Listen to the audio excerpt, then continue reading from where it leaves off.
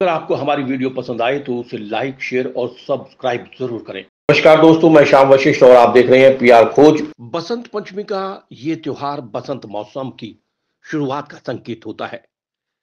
बताया गया है कि बसंत पंचमी का दिन बेहद शुभ होता है और इस दिन किसी भी नए कार्य की शुरुआत की जा सकती है।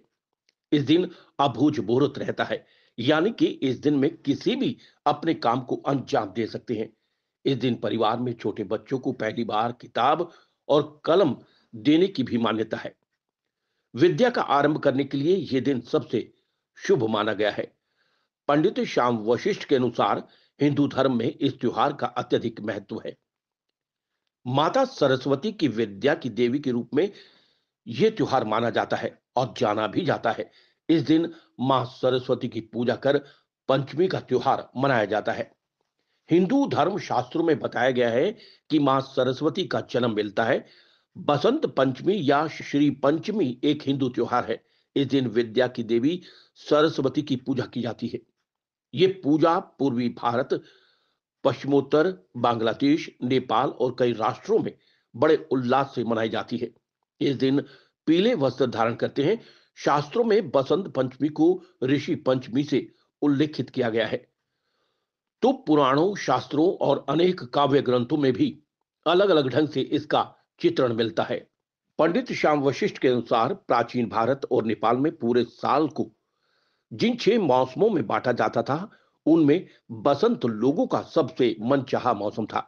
जब फूलों पर बहार आ जाती, खेतों में सरसों का फूल मानो सोना चमकने लगता, जौ और गेहूं की बालियां खिलने लगती, आमों के पेड़ों पर मांजर यानी बोर आ जाता और हर तरफ रंग बिरंगी तितलियां मंडराने लगती, भर भर भवरे भवराने लगते। बसंत ऋतु का स्वागत करने के लिए माघ महीने के 5वें दिन एक बड़ा जश्न मनाया जाता था, जिसमें विष्णु और कामदेव की पूजा होती है। यह बसंत पंचमी का त्योहार कहलाता था। सृष्टि के प्रारंभिक काल में भगवान विष्णु की आज्ञा से ब्रह्मा जी ने मनुष्य योनि की रचना की, परंतु वो अपनी संरचना से संतुष्ट नहीं थे। तब ब्रह्मा जी ने विष्णु जी की आज्ञा लेकर अपने कमंडल से जल को पृथ्वी पर छिड़क दिया, जिससे पृथ्वी पर कंपन होने लगा और एक अद्भुत शक्ति के रूप में चतुर्भुजी सुंदर स्त्री प्रकट हुई, जिनके एक हाथ में वीणा, एक दूसरा हाथ वर मुद्रा में था, वहीं अन्य दोनों हाथों में पुस्तक और माला थी। जब इस देवी ने वीणा का मधुर नाद किया, तो संसार के समस्त जीव जंतुओं को वाणी प्राप्त हो गई। तब ब्रह्मा जी ने उस देवी को वाणी की देवी सरस्वती कहा। सरस्वती को बागेश्वरी, भगवती, शारदा, वीणा वादिनी और वाग्देवी सहित अनेकों नामों से पूजा जाता है। संगीत की उत्पत्ति करने के कारण वो संगीत की देवी भी हैं। बसंत पंचमी के दिन को माता सरस्वती के जन्मोत्सव के रूप में भी मनाते हैं। पुराणों के अनुसार भगवान विष्णु ने श्री कृष्ण अवतार के रूप में सरस्वती से खुश होकर उन्हें वरदान दिया था कि बसंत पंचमी के दिन तुम्हारी आराधना की जाएगी। इस कारण हिंदू धर्म में बसंत पंचमी के दिन विद्या की देवी सरस्वती की पूजा की जाती है। पौराणिक कथानुसार एक बार देवी सरस्वती ने भगवान श्री कृष्ण को देख लिया था और वो उन पर मोहित हो गई थी। वो उन्हें पति के रूप में पाना चाहती थी, लेकिन जब भगवान श्री कृष्ण को पता चला तो उन्होंने कहा कि वो केवल राधा रानी के प्रति समर्पित है।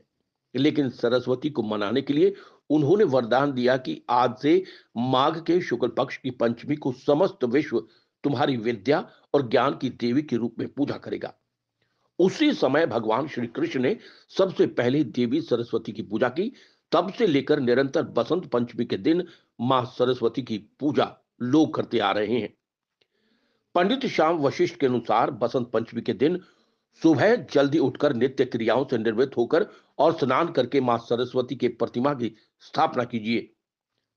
अब उन्हें पीले रंग का वस्त्र अर्पित कीजिए।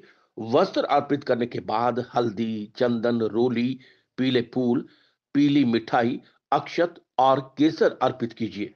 बसंत पंचमी के दिन वाद्य यंत्र और किताबों को अर्पित कीजिए। फिर मां सरस्वती वंदना का पाठ कीजिए और आरती करके कथा सुनिए।